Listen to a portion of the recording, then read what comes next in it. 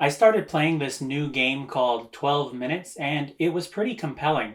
I stayed up until about 2 a.m. playing on the first day, and then had to continue digging into it more the next. The game does contain quite a bit of graphic violence, including suicide. It has some scenes of characters being violently attacked and restrained, and it also has mentions of some sexual acts that some might find triggering. The content is pretty jarring despite the mediocre graphics because of just how immersive the story is. I won't spoil anything here in this video, but there will be scenes of violence and some blood. So the basic premise of the game is that you control the main character who is experiencing a time loop, like the classic movies Groundhog Day and Palm Springs. Because of this, you can play out the day's events in a wide variety of ways. The main character arrives at his apartment after work and is greeted by his wife, who says she has prepared dessert for them. Best night ever. Guess who made dessert? Let me know when you're in the mood. Yeah, I will. The game takes place almost entirely here in this apartment, which consists of the living room, a bedroom, a closet, and a bathroom. In a way, the game feels more like an interactive movie, which makes sense given that Annapurna is involved, a movie studio behind such hits as Spring Breakers, If Beale Street Could Talk, and Sausage Party. Apparently, the game was mostly written and created by this guy, Luis Antonio. When Annapurna stepped in, they were able to bring on voice talent and update character animation with motion capture. The voice talent you might recognize. Look, I haven't figured out how it all works yet, but for example, if I just wait and do nothing, after about 10 minutes, it just restarts. 10 minutes?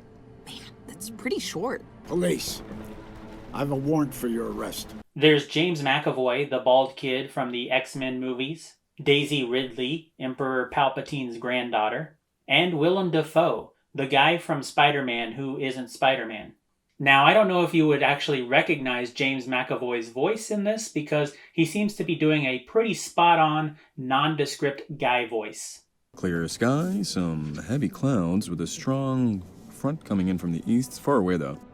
Spoon's no good in its own. It is only by forgetting that we ever really drop the thread of time and approach the experiences of living in the present moment. Wow, look at you. Yeah, I'm a pretty mindful dude. No, there's no TikTok for Monica's big man. I know you're coming Oro Peely Wally up there, but I'm going to have you doing your skate faster than a whippy gets a hard on, okay? What? If I didn't already know, I probably couldn't tell you who it was just by listening. In fact, I already know who it is, and I still couldn't tell you. The guy literally sounds like nobody in particular, which is a real testament to McAvoy's voice acting. Daisy Ridley's voice is a bit recognizable, but Willem Dafoe's is pretty obviously him. What are you talking about? No more games. Hands behind your back. Now. Although I will say the more I played this game, the more he started sounding like Richard Kind. You come to town, you give me a call. Just if call. I can't see you, there's no point in I didn't want to see you. What is the matter with you? Anyway, you play the game sort of like those old point-and-click adventure games like Monkey Island, but it's a top-down perspective most of the time. Click around to move and interact with objects. You can pick some things up and use the items on each other or with other things in the room, or give them to people. You can interact with your wife, and eventually a guy shows up claiming to be a cop.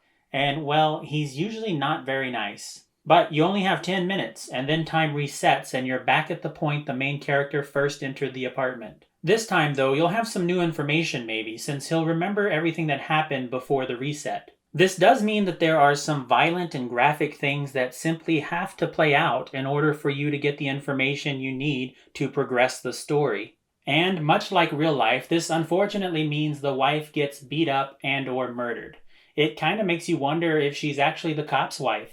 The game is a bit open-ended, but there are a few specific endings to work toward, as well as a variety of other achievements to collect along the way. Overall, I thought the story was pretty compelling, and I liked how it felt like there were many different directions to go in. I will say, though, that was probably more of a mirage, because the game didn't seem to actually have that many endings. Only 2 or 3 proper endings, really, but you feel like it could go anywhere if you just keep trying enough times. The gameplay was a little buggy sometimes, and the movement wasn't always very smooth, but I do think they did a pretty good job of accounting for all the possible scenarios a player might try. Like, you'll get different comments or actions from the other characters based on even small trivial things you might do.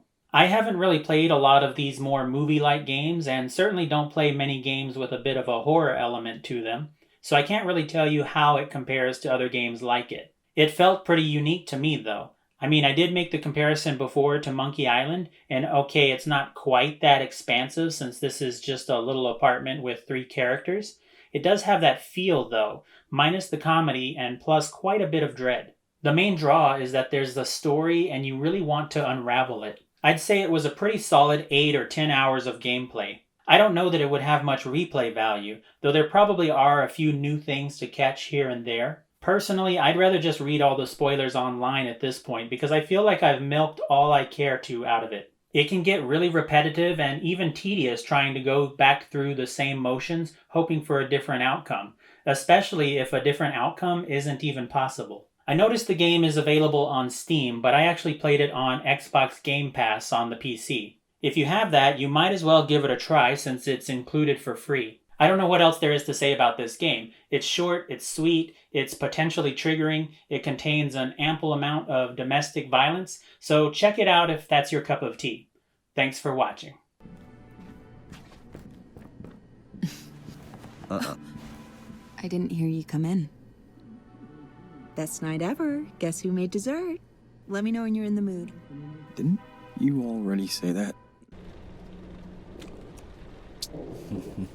That's real good.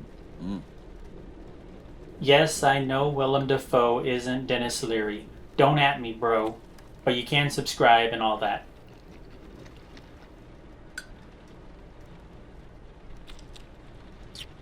Mm.